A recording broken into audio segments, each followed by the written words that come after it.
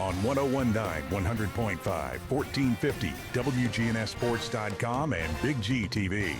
The Coaches Show is brought to you by the law offices of John Day, providing superior legal representation to injury victims and their families. Find out more at johndaylegal.com. Danny Brewer back with you. I'm better than a bologna sandwich right now because I got Matt Kriesky, the head football coach of Blackman High School. Coach Kriesky, how are you this morning? Doing great. Glad to be here. Glad to working and still preparing for a game next week. Right, yeah, because first round of the playoffs, 24-9, beat Gallatin on Thursday night. So let's talk a little bit about the Thursday night deal. I understand why you did it, whether completely agree with that. Did that change things a lot for you when that was, because I know that was probably like a Tuesday or Wednesday decision? Tuesday afternoon, Gallatin coach called, and we were just talking about it, throwing some ideas out there. He called back right before we went on the practice field and said, let's do it. And he had one stipulation, if we could push it back to 7:30. So you're looking at 3:30, you're walking on the practice field. After practice, you're telling kids we're going to practice Wednesday morning. You're going to play a Thursday night game at 7:30 when you played every game, the past 10 games at 7 o'clock. So that's with some change. Was I a little concerned? I was, because you never know how these teenagers are going to handle it. But I told the kids they got to go through the same thing. So we, practice. I thought we had a decent practice Tuesday. Not bad Wednesday morning. I thought we came out defensively came out pretty strong. Offense struggled in the first half, but turned it on in the second half. And that's. I told the kids after the game, you get a win. No matter how you get a win this time of year, it's always good. So I'm glad that I got up watching film this morning, making a travel plan to Dobbs Bennett, and it's great. It's a good time to be ablaze. So let's talk a little bit about the second season here, because basically it's survive in advance. That's all you want to do, right? Yes. You got to find a way to win, no matter how it is. They're all not at this time of year. They're all not going to be pretty. I told the kids after the game, from here on out, we're playing some pretty good teams. Dobbs Bennett was number one in their region. They've only lost one game this year, I believe.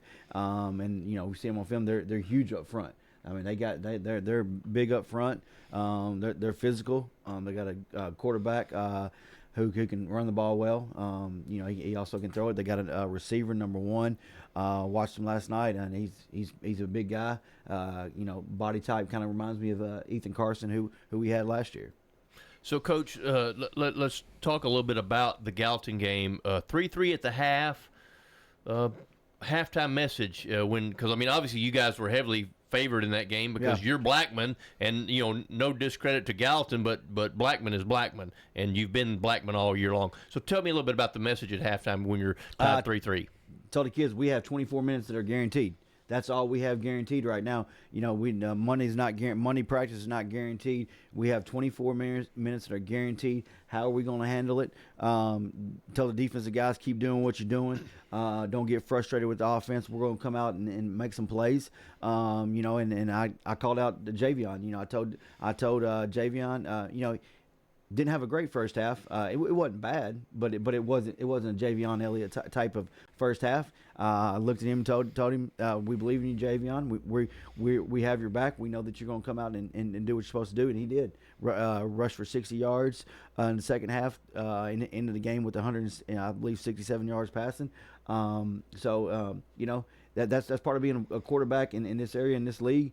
You got to know how to handle it, and the way he responded is how you want a quarterback to respond. So really proud of him, and I'm really proud of how we came out. We were flat. Our energy on the sideline was not good. The kids, we came out, and once we scored, it was the team that I've seen all year, and I guess that's what we needed. We needed that touchdown, that little spark to get us going. So we scored, and then it affected the defense. They started playing even better. So just everything kind of trickled down and going our way in the second half. So Javion Elliott, I want to touch on him just a little bit. Very dynamic quarterback, dual threat, like you said. He did have 167 yards passing, 6 yards. I think 10 yards a carry is what he averaged rushing the football. Absolutely a dual threat. What he does for your offense is pretty incredible. Talk about that a little bit. It's what he does is great. He's able. They have to defend all 11. They're not trying to game plan against 10 guys. The quarterback is just going to stand there. They got to defend Javion because with what he can do with his legs. I believe it was a third, and I'm not mistaken, it was maybe a 3rd and 12, a 3rd and 15, and he picked up a first down. A 30-yard gain for us that put us inside the red zone, and then we end up scoring off that drive, and that was huge. And the thing about him is he doesn't really get rattled. He's calm, doesn't get upset, and so he the way he responded in the second half is what I wanted to see, and I knew he could do that, and I'm proud of him for how he handled it, and and then yesterday Friday came into school, we got our lift in, we watched film, and and he knew, first thing he came up to me, his head was down, and I said, "What, Javion?" He said, "I didn't play well." I said, "We won the game. Yes, you didn't play 2 quarters well, but you played the 3rd and 4th quarter well. So that's what we need to need. At times he's probably these kids, 15, 16, 17-year kids are probably a little too hard on themselves at times, and that's not what they need to be. I want them to have fun. I want them to enjoy the game.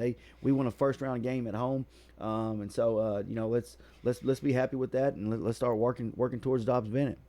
So, Coach, talk a little bit about the defense, because I know the offense has been pretty dynamic. You put a lot of points up, but talk about the defense and how your defense has played all year, because you've been pretty dead good on that side of the football as well. Yeah, our defense, James Stewart, Tramel Johnson, Jarrison Daniel, Trey Thornton, I can go on and on, Emory Harris, about these guys on defense and what they do, how aggressive they are, physical. They're students of the game. They study the game. They know what our opponent's going to do.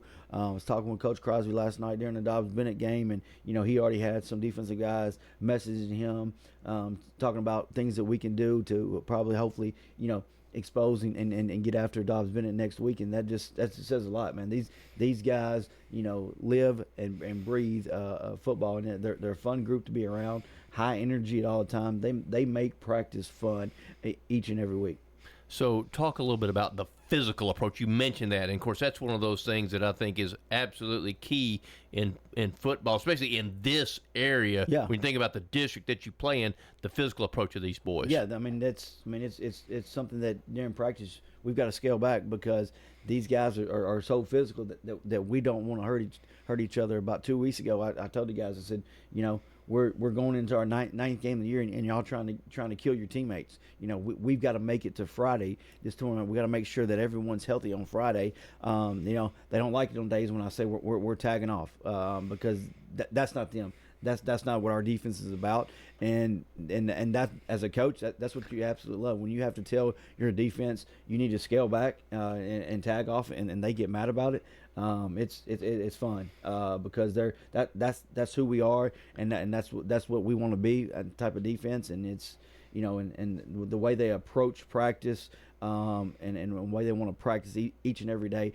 Going into Rockville, we probably had one of our most physical team practices. I basically had to end it because it was getting so physical, and some of our starters were getting in on scout team offense just to go against our defense. When you have that type of team trying to be that physical on a Wednesday practice, man, you got a good group of guys. So when you got kids that can run and then they love to hit, that's a match made in heaven, isn't it? Yes, and competitive. You got guys that are competitive, and coaches get upset. When kids say they want the ball, they want this, but our kids want the ball because they want to show what they can do, and their talents. Are not doing it to be selfish, because they want. It's not about them. They want to help the team win. They want to find a way to team win. Jabari Kemp. He wants the ball because he knows that he can help the team win. Brylan O'Dore wants to touch the football because he knows that he can help Blackman football win a game. So you mentioned Dobbins Bennett. That's your next opponent. the bracket, this is the first year where they've kind of changed things up, because it used to be, second round, you're going to knock heads most likely with a district opponent. With Riverdale again. Exactly, yeah, with Riverdale again. That's what it would have been last year's bracket, and for many years that was how they did.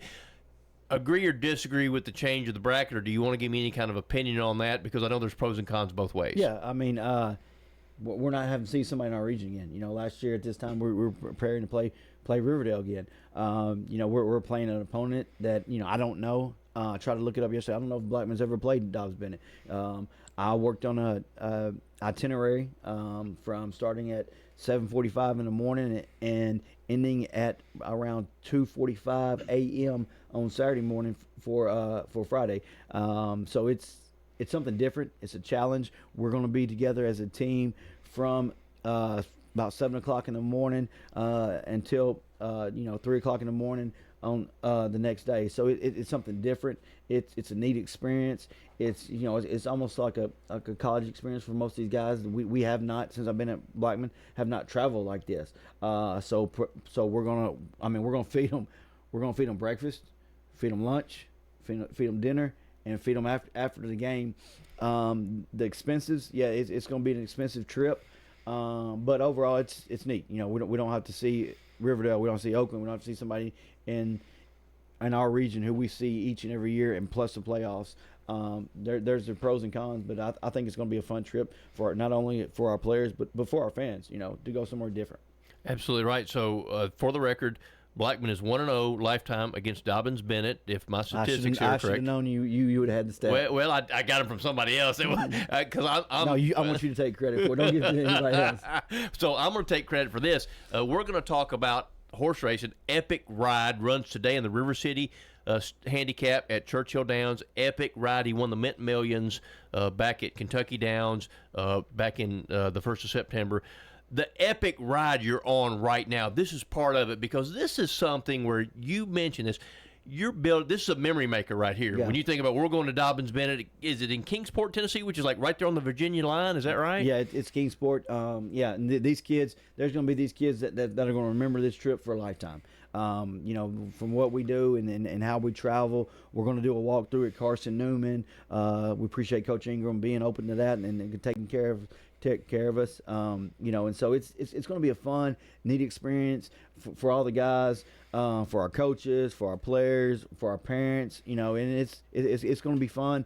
And we're going to go down there. We're going to travel. We're going to get on a bus. We're going to travel 5 hours. We're not going to make an excuse at all. And we're going to come out at 7 o'clock Eastern time, and we're going to be ready to play football. So if you want to continue this epic ride you're on right now, because it's been a great season. It's been a fantastic season for Blackman football. To continue this epic ride, what's the biggest thing you want to see from your team when you go to Dobbins Bennett? I would like to see offensively. I would like to see us start out in the first half and play better. I know we had some nerves on Thursday, but I would like to see the kids start out fast, how we did in the previous 2 games. And attack Dobbs Bennett because they're going to be they're going to be physical. We have a tough challenge Friday night. So I want us to match their physicality. I think maybe we may have a little advantage on speed wise.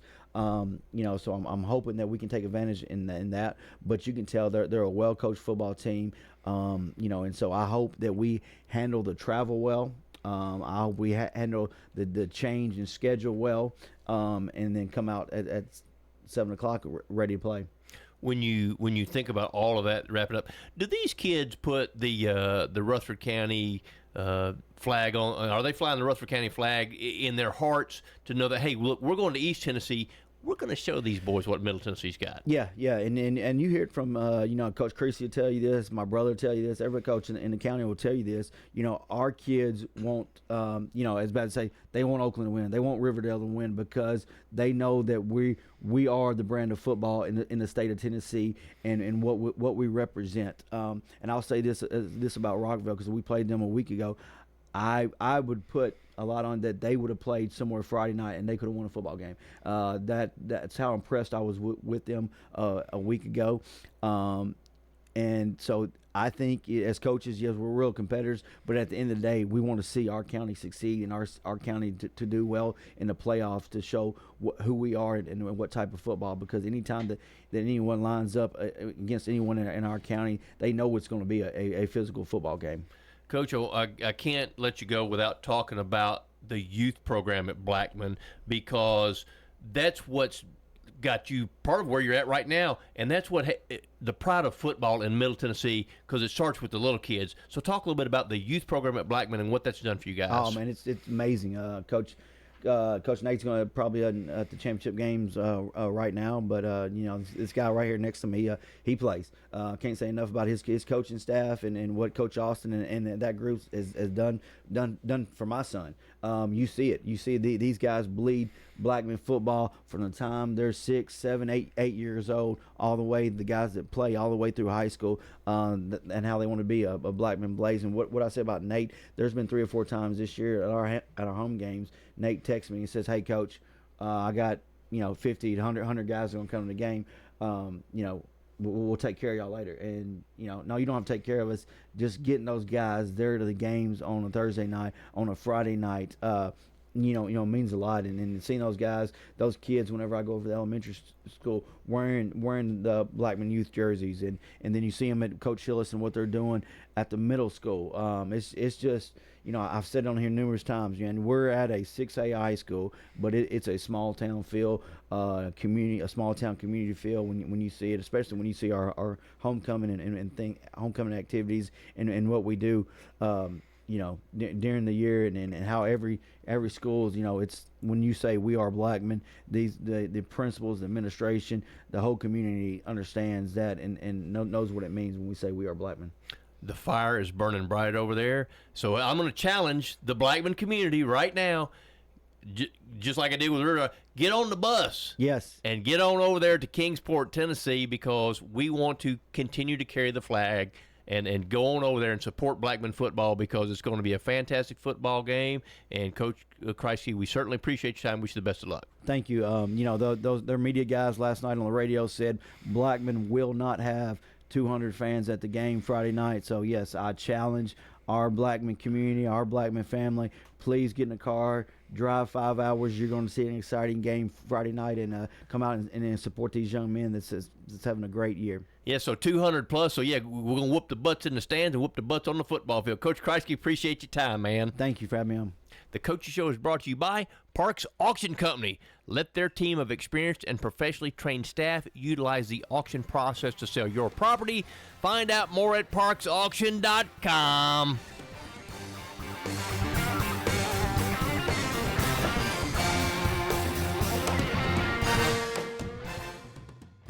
Do you love WGNS Radio? Well, now you can watch it too. WGNS BigGTV brings your favorite radio shows live and on demand. From breaking news and community talk to Rutherford County's top local sports. We've got it all right at your fingertips. Watch anytime, anywhere. WGNS BigGTV, where radio comes to life.